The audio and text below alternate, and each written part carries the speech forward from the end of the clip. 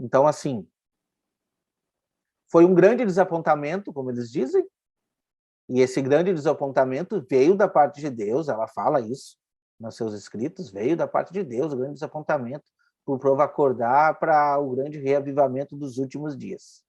Mas ficam algumas perguntas no ar sem responder, e é isso que nós iremos analisar também, isso nós iremos analisar. Vamos voltar ali para o texto, porque eu tenho mais coisas para passar para vocês aqui, tá? Vamos lá. Bom, como a gente viu aqui, né, que ela disse que Deus mostrou para ela. Tudo isso que eu falei, Deus mostrou. Tá bom? Agora, ó, em suas primeiras narrações do grande conflito entre Cristo e Satanás, publicado em 1858, ela explicou por que Cristo havia entrado no Santíssimo, no Santuário Celestial. Como os sacerdotes no Santuário Terrestre entravam no Santíssimo Lugar uma vez por ano para purificar o santuário, Jesus entrou no Santíssimo do Céu no final de 2.300 dias de Daniel 8, em 1844, para fazer uma expiação final para todos que pudessem ser beneficiados pela sua mediação e para purificar o santuário. Espera aí, só um pouquinho. Aqui está no Centro White também, tirei para vocês, só um pouquinho. Eu não estou entendendo muito bem. Ela misturou muitas coisas aí, já começou misturando muitas coisas. O dia da iniciação da festa da expiação, que era quando o sumo sacerdote entrava no lugar santíssimo para cumprir a expiação, ela misturou com a purificação do santuário e com a mediação de Cristo.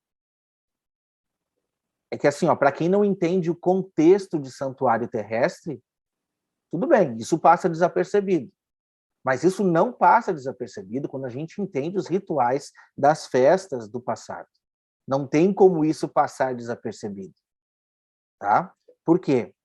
Porque o sumo sacerdote, ele entrava, e assim que ele entrava, ele borrifava o sangue uma vez. Mas esse ritual era uma vez por ano, assim como ela mesma coloca ali.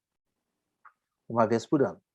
Antes, todos os dias, o povo tinha que levar a sua oferta ali, em sacrifício pelo pecado, e o sacerdote borrifava o sangue, matava o cordeiro, borrifava o sangue ali, em aspersão, pelos pecados diários do povo, tardes e manhãs. Exatamente essa referência está contida nas 2.300 tardes e manhãs, tá? Então, presta atenção nesses detalhes. Esse era o ritual diário. O ritual do Santíssimo Lugar era feito somente no dia da expiação. Mas veja bem que interessante. O cordeiro, que era morto e imolado nesse grande dia da expiação, ele representava todos os cordeiros que foram mortos, né? Todo aquele sangue aspergido durante o ano inteiro. E o povo não podia fazer mais nada. Se você conhece a história de como que acontecia, o povo tinha essa reunião solene e o povo deveria de ficar esperando o sumo sacerdote entrar no Santíssimo Lugar e fazer, então, essa expiação, né, final, como ela mesma conta aqui, uma expiação final, referido por todos os outros sacrifícios. Aquele sangue simbolizava o perdão de todos os outros pecados. Mas olha o detalhe, o povo não podia fazer mais nada. O povo não tinha mais nada para fazer, porque o sangue já havia sido derramado. Tudo que o povo esperava era que o sumo sacerdote saísse do lugar santíssimo. E então o povo tinha realmente a redenção e os pecados perdoados. A palavra de Deus nos diz que nós temos um advogado ao lado do Pai, um advogado que intercede por mim e por você. Não é um juiz que está anotando todas as nossas ações. Não, não. Quem é que é o acusador? Quem é que acusa? Jesus é que acusa?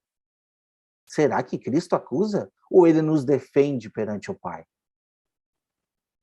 Se ele já morreu e já não resta mais sacrifício pelos pecados, então o que eu tenho que fazer? É por não entender sobre a graça de Cristo Jesus é que entram essas teorias, essas doutrinas contrárias à vontade do Pai. Nós temos um advogado e não um juiz nesse momento. Um advogado. Não existe ninguém anotando as nossas ações nesse momento. E nós somos julgados em vida. É o que a palavra de Deus nos traz. Nós estamos sendo julgados em vida, tá bom? Mas esse ponto nós iremos adentrar ainda em um dos próximos vídeos.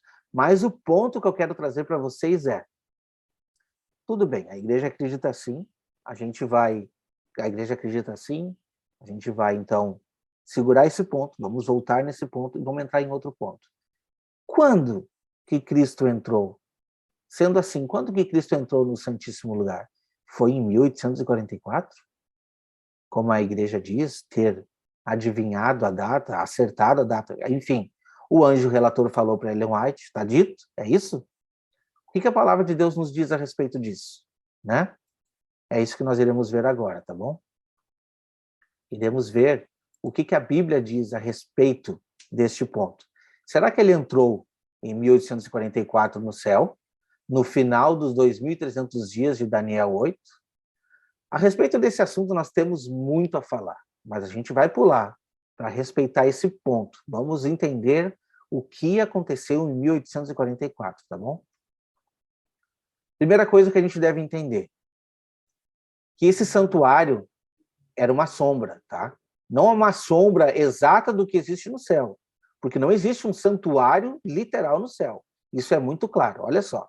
E me farão um santuário e habitarei no meio deles, conforme a tudo que te mostrar, para modelo do tabernáculo, e para modelo de todos os teus pertences, assim mesmo o fareis. Essa foi a ordenança dada a Moisés.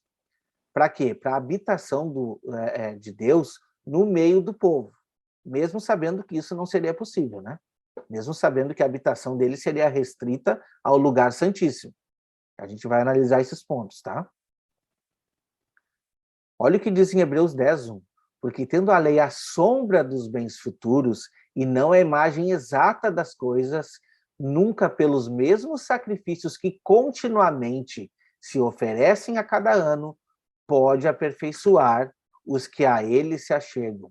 Isso está em Hebreus 10:1, tá? Então, assim, aqueles sacrifícios que eram feitos de tardes e manhãs não eram suficientes. Existem outros versículos bíblicos que nos diz, né, que sacrifícios Deus não se agradava. Não se agradava mais daqueles sacrifícios, mas sim de um coração contrito. Então precisava que viesse alguém representando o sacrifício verdadeiro, para assim estar ao lado do Pai fazendo o quê? Julgando? Não, intercedendo por nós, porque ele sofreu as mesmas tentações que nós sofremos. Então era para isso, não para julgar, tá bom? Era para isso que era necessário. Vamos avançando aqui então. Vamos ler o que está lá em Atos 2, do 29 ao 33. Homens e irmãos, seja-me lícito dizer-vos livremente acerca do patriarca Davi, que ele morreu e foi sepultado, e entre nós está até hoje a sua sepultura. Sendo, pois, ele profeta e sabendo que Deus lhe havia prometido com juramento que do fruto dos seus lombos, segundo a carne, levantaria o Cristo para o assentar sobre o seu trono, tá? Nesta previsão, disse da ressurreição de Cristo, que a sua alma não foi deixada no inferno, nem a sua carne viu corrupção. Deus ressuscitou a esse Jesus, do que todos nós somos testemunhas, de sorte que, exaltado pela destra de Deus e tendo recebido do Pai a promessa do Espírito Santo, derramou isto que vós agora vedes e ouvis. Espera aí. Aonde é que ele foi assentado? À destra de Deus. Qual é a destra de Deus? O que é? Não é o lugar mais santo do que existe? Se é para definir santo e santíssimo no céu, que eu acredito que não existe divisão, tá? Não existe isso. Carruagem de fogo para entrar e sair. Jesus estava preso no primeiro compartimento até 1844. Isso não é bíblico. Na Bíblia não está isso. Mas então, o que a Bíblia está nos trazendo?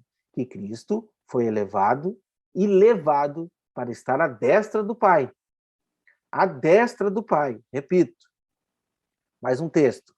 Porque Davi não subiu aos céus, mas ele próprio disse o Senhor ao meu Senhor, assenta-te à minha direita, até que eu ponha todos os inimigos por escabelo ou por estrado dos teus pés. Assenta-te aonde? Lá no lugar santo, que eu fico aqui no Santíssimo? Não. Assenta-te à minha direita. À direita de Deus está Jesus Cristo. Ora, se o sacerdote, vou fazer uma pausa aqui, tá? Se o sacerdote entrando no lugar santíssimo significava, ele levava o sangue oferecido pelo homem e significava, né, toda aquela súplica entrando no lugar santíssimo uma vez por ano, o que significa Jesus adentrando ao céu depois de fazer uma oferta pura, digna e agradável? Cristo não é o nosso sumo sacerdote que adentrou aos céus? Sim. Cristo entrando no lugar santíssimo significa Cristo subindo ao céu. O céu é o lugar santíssimo aonde Cristo foi, assim que ele morreu. Então, essa é a doutrina correta, essa é a interpretação correta a ser feita, tá? Cristo entrou no Santo dos Santos de uma vez por todas. Homens de dura cerviz, incircuncisos de coração e ouvido, vós sempre resistis ao Espírito Santo, assim vós sois como vossos pais. A qual dos profetas não perseguiram vossos pais? Até mataram os que anteriormente anunciaram a vinda do justo, do qual vós agora fostes traidores e homicidas. Vós que recebestes a lei por ordenança dos anjos e não aguardastes. E ouvindo eles isto, enfureceram-se em seu coração e rangiram os dentes contra ele. Mas ele, estando cheio do Espírito Santo, fixando os olhos no céu, viu a glória de Deus. E Jesus que estava onde? No lugar santo. E Jesus que estava onde? Lá no lugar santinho, lá. Ele não estava no Santíssimo. Não, ele viu Jesus sentado à direita de Deus e disse: eis que vejo os céus abertos e o Filho do Homem que está em pé, à mão direita de Deus. Ele estava em pé, à mão direita de Deus. Essa é a citação dita por Estevão, quando ele estava para ser apedrejado. Pelos mesmos motivos descritos aqui, muitos de nós estamos sendo apedrejados por pregarmos que Cristo ascendeu aos céus e imediatamente começou a cumprir a missão que não é de nos julgar, não é de nos julgar. Acaso não sabeis que nós iremos julgar o mundo? Aquele que está salvo não entra em juízo. Jesus está para interceder por nós, não para nos julgar. Entenda isso. E ele está à direita do Pai.